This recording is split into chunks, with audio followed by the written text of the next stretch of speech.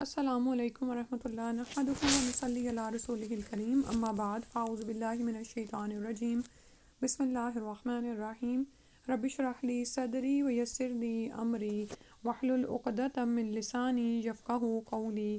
سورہ البقرہ آیت نمبر 261 سے انشاءاللہ کرنا ہے فہم القرآن کے لیے۔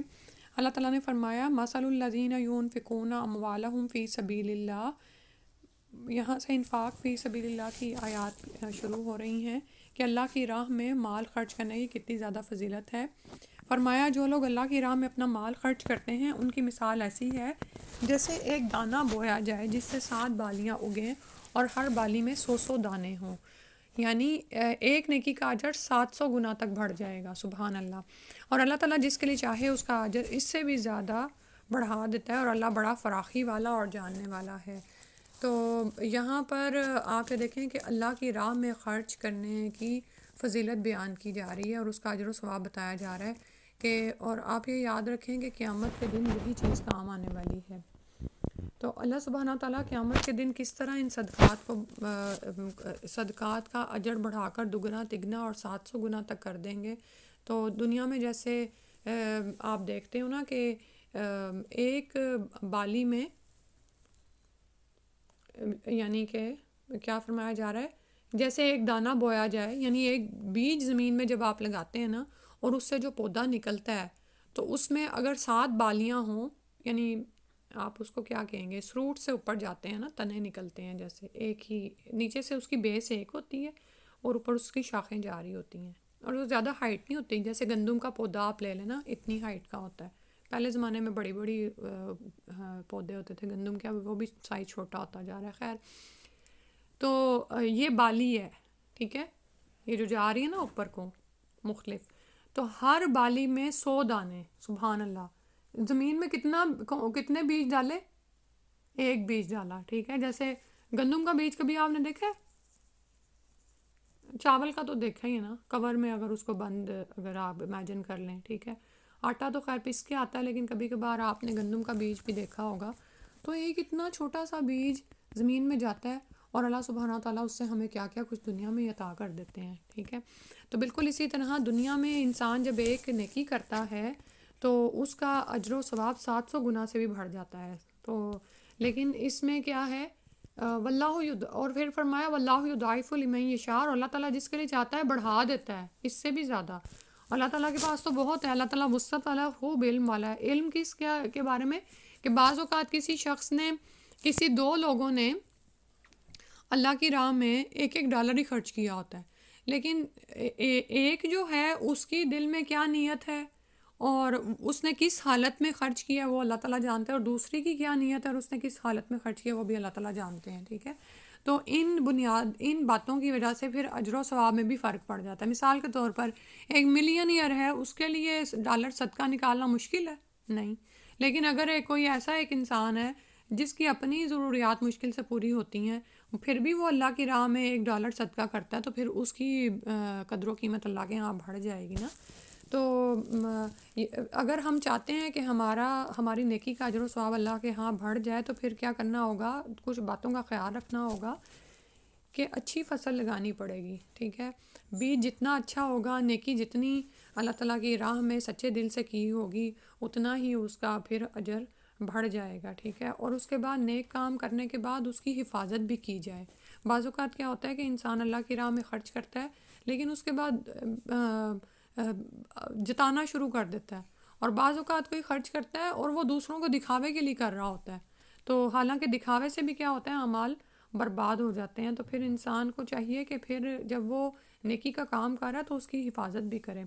اور رسول اللہ صلی اللہ علیہ وسلم نے فرمایا کہ اللہ تعالیٰ صرف پاک مال قبول کرتا ہے، تو جس نے اپنے پاک مال میں سے ایک کھجور برابر صدقہ کیا، اللہ تعالیٰ اسے اپنے ہاتھ میں لے لیتا ہے اور اس کی یوں نشوما کرتا ہے جیسے تم اپنے بچھڑے کی نشوما کرتے ہو، حتیٰ کہ وہ کھجور پہاڑ کے برابر ہو جاتی ہے۔ سبحان اللہ۔ اس میں ہمیں ایک بات تو یہ پتہ چل رہی ہے کہ صدقہ حلال مال کا ہی قبول ہوتا ہے، حرام کے چاہے سینکڑوں ہزاروں لاکھوں بھی اللہ کی راہ میں خرچ کر دیے جائیں تو وہ اللہ کے ہاں قبول نہیں ہے، کیونکہ وہ سورس ہی ان کا غلط ہے۔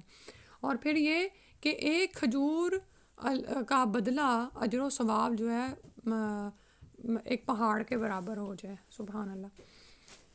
پھر فرمایا وہ لوگ جو اللہ کی راہ میں اپنے مال خرچ کرتے ہیں، پھر خرچ کرنے کے بعد نہ احسان جتلاتے ہیں اور نہ دکھ دیتے ہیں، ان کا اجر ان کے رب کے پاس ہے۔ ایسے لوگوں کو نہ کوئی خوف ہوگا اور نہ وہ غمگین ہوں گے، ٹھیک ہے۔ تو یعنی یہاں سے ہمیں کیا پتہ چلا کہ جب اللہ کی راہ میں خرچ کرو تو اس کے بعد لوگوں پر احسان نہ کرو اور نہ ہی انہیں اذیت دو، ٹھیک ہے، کہ ان سے بھی کیا ہوتا ہے کہ مال ضائع ہو جاتے ہیں۔ اور لیکن جو ایسا نہیں کرتے، جو اللہ کی راہ میں خرچ کرتے ہیں اور اپنے نیک عمل کی حفاظت کرتے ہیں، یعنی بعد میں احسان اور اذا نہیں دیتے، تکلیف نہیں دیتے، تو ایسے لوگوں کا اجر ان کے ہاں، ان کے رب کے ہاں محفوظ رہتا ہے۔ محفوظ رہنے کا مطلب یہ ہے کہ جب آپ اس دنیا میں نیکیاں کر رہے ہو نا، تو یہ نیکیاں قیامت والے دن آپ کو اجر و ثواب کی صورت میں ملیں گی۔ اس کو فلی آپ اپنے مائنڈ کو نا امیجن کیا کریں، یہ وہ بات ہے جو ہمیں پیش آنی ہے۔ لیکن اللہ نہ کرے اگر دنیا میں کوئی نیک عمل کیا ہوگا لیکن دکھاوے کے لیے کیا ہوگا تو وہ شرک ہو جائے گا، کیونکہ اللہ کے لیے نیت نہیں کی۔ اب دنیا میں تو انسان بہت نیک اعمال کر کے مرے، لیکن قیامت والے دن جب اٹھے تو وہ نیک اعمال اس کو نظر ہی نہ آئے۔ کیوں؟ کیونکہ ایسے اعمال ضائع کر دیے جائیں گے جو کہ اللہ کے لیے کیے نہیں گئے ہوں گے، صحیح ہے۔ تو اللہ تعالیٰ سے دعا ہے کہ اللہ سبحانہ و تعالیٰ ہمیں انفاق فی سبیل اللہ کی توفیق عطا فرمائے، کہ اللہ کی راہ میں خرچ کرنے کی جو فضیلت اور برکتیں ہیں نا، وہ انسان دنیا میں ہی دیکھتا ہے، اپنے مال میں، اپنے اولاد میں، اپنی صلاحیتوں میں، اپنے جان، صحت میں، ہر چیز میں اس کو نظر آتی ہیں۔ ایسے لوگوں پر نہ کوئی خوف ہوتا ہے اور نہ ہی وہ غمگین ہوتے ہیں۔ پھر فرمایا اچھی بات اور درگزر کر دینا ایسے صدقے سے بہتر ہے جس کے بعد ایذا دی جائے، اللہ بے نیاز ہے اور بردبار ہے۔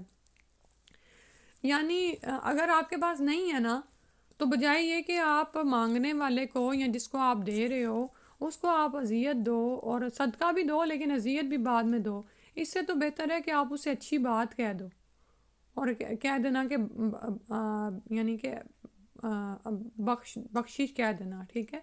اور اللہ تعالیٰ بے نیاز ہے، بردبار ہے۔ اللہ تعالیٰ کو تمہارے صدقے کی کوئی پرواہ نہیں ہے، اللہ تعالیٰ تو خود دینے والا ہے۔ یہ جو ہم صدقات دیتے ہیں یہ ہم اللہ کے ہاں اپنے لیے ہی اجر و ثواب سمیٹ رہے ہوتے ہیں، تو پھر ان اعمال کی پھر حفاظت بھی کریں۔ اور اللہ سبحانہ تعالیٰ بردبار ہیں۔ ہم جس طرح کی جلد بازی کرتے ہیں اور لوگوں کے ساتھ معاملہ کرتے ہیں نا، اللہ تعالیٰ اس طرح ہمارے ساتھ معاملہ کرنے پہ آئیں تو کتنی جلدی ہم پر نعوذ باللہ مصیبتیں آئیں نا۔ اور آپ صلی اللہ علیہ وسلم نے فرمایا ہر مسلمان کو صدقہ دینا ضروری ہے۔ صحابہ نے عرض کیا یا رسول اللہ، جس کے پاس مال نہ ہو، آپ صلی اللہ علیہ وسلم نے فرمایا وہ ہاتھ سے محنت کرے، خود بھی فائدہ اٹھائے اور خیرات بھی کرے۔ صحابہ نے عرض کیا اگر یہ بھی نہ ہو سکے، فرمایا اچھی بات پر عمل کرے اور بری بات سے پرہیز کرے، اس کے لیے یہ بھی صدقہ ہے۔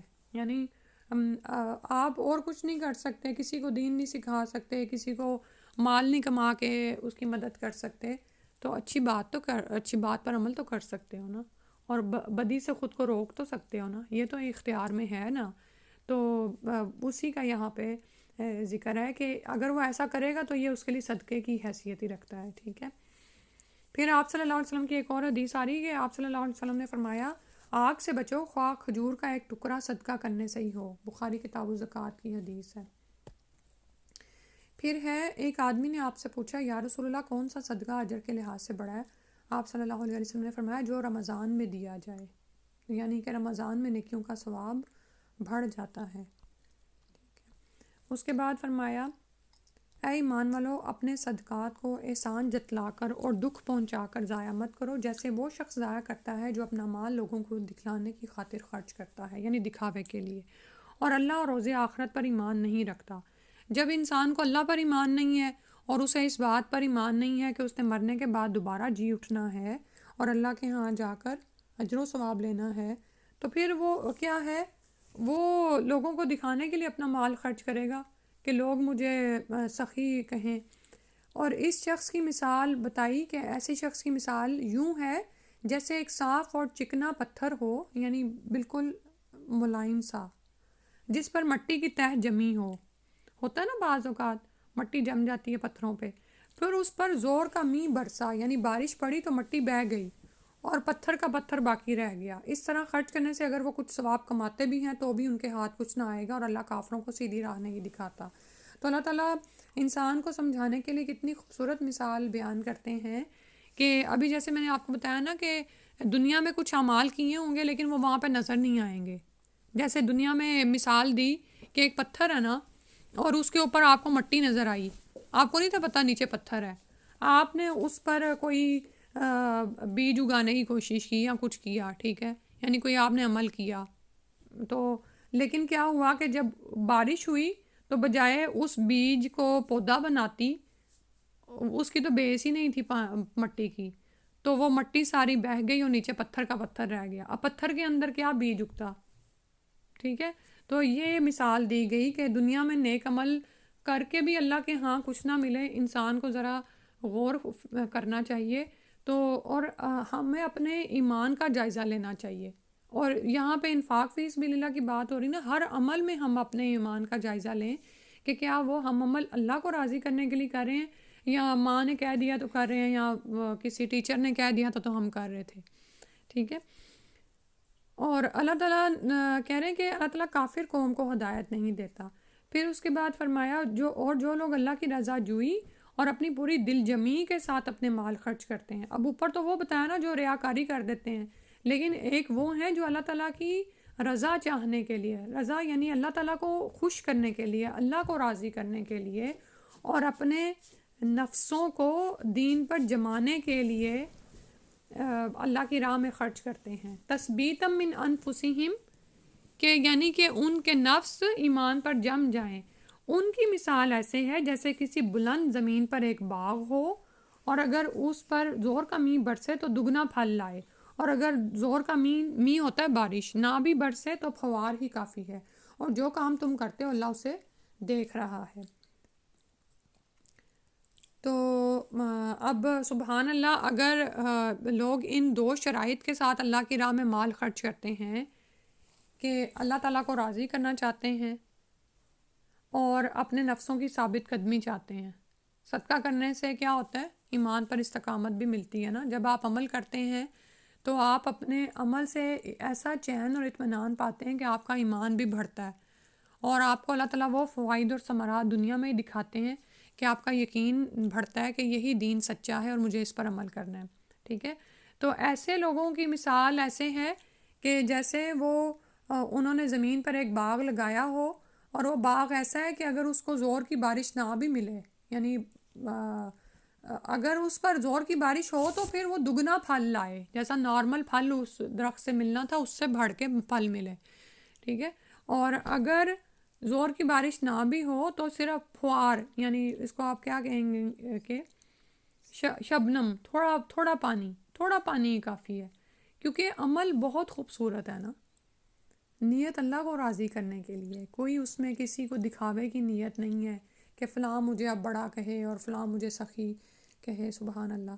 تو اور آپ یہ دیکھو کہ جیسے آپ گئے تھے نا ایک جگہ پر سیب توڑنے، وہاں پہ مختلف طرح کے درخت تھے، کسی درخت پہ زیادہ پھل تھا، کسی پہ کم تھا، اور کسی کا پھل میٹھا تھا، انہوں نے ٹائپس بھی لکھی ہوئی تھیں، ٹھیک ہے. اسی طرح اپنے عمل کو امیجن کیا کرو کہ اب وہ سارے ہی پودے کیا تھا، زمین وہ اسی ایک ہی زمین پر لگے ہوئے تھے، ایک ہی جیسا بیج بھی ڈالا گیا ہوگا، پانی بھی ان کو ملتا ہوگا، ٹھیک ہے. لیکن سب کے جو پراپرٹیز ہیں وہ ڈیفرنٹ ہیں، اور کچھ جو ہیں جلدی پک کے گر گئے، کچھ ابھی پک رہے تھے، کچھ، یعنی ایک عجیب سا نظارہ تھا نا. تو فرمایا کہ اگر زور کی بارش ہو تو دگنا پھل لائے، جیسا ایک نارمل درخت پھل دیتا ہے نا اس سے بھی زیادہ بھرا ہوا ہو. امیجن کرو اس دن کے سیبوں کا حال. ابھی جب آپ گئے تھے تو کافی سیب اتار لیے گئے تھے نا، تو اس سے بھی زیادہ امیجن کرو اس کو. اور اگر تھوڑا پانی ملے تو وہ بھی اس کو کافی ہے، سبحان اللہ. یعنی کہ اللہ سبحانہ تعالیٰ تو بہت عطا کرنے والے ہیں.